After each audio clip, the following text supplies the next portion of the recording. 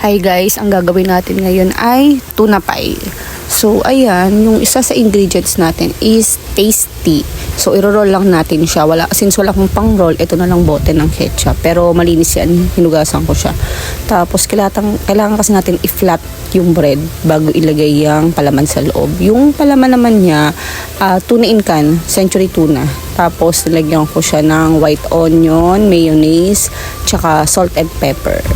Ayan. So, yung pinaka-edge niya, yung mga dulo niya, ginaganyan ko lang siya ng tinidor para mag-close. Para kapag niluto siya, hindi siya bubuka. Ayan. Ganyan lang. Tapos, after nyan, lalagyan natin siya sa egg. Ayan. Tsaka yung breadcrumbs sa gilid. Ayan. So, kailangan dapat makover siya ng egg para yung breadcrumbs ay kumapit sa kanya. Ayan. So, cover lang din natin siya ng breadcrumbs. So, ayan na.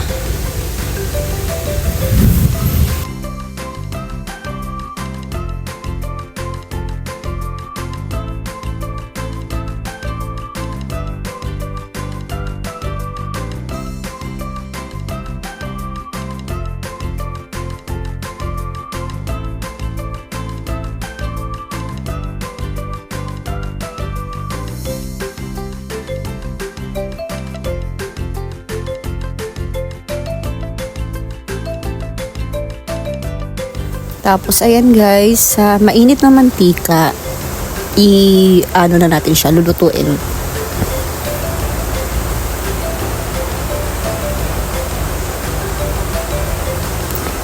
So, ayan, paano lang natin dyan hanggang sa mag-golden brown siya.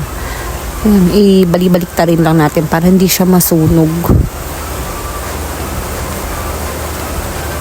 So, eto, medyo na-toast ko ng konti eh. Ayan, so, lagay natin siya dyan, set aside natin para yung mga excess oil niya ay tumulo. Ayan, so, dyan.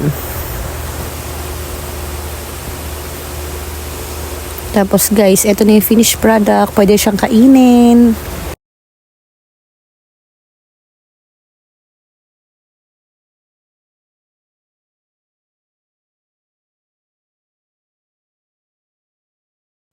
And here's the finished product. Pwede na siyang kainin, guys.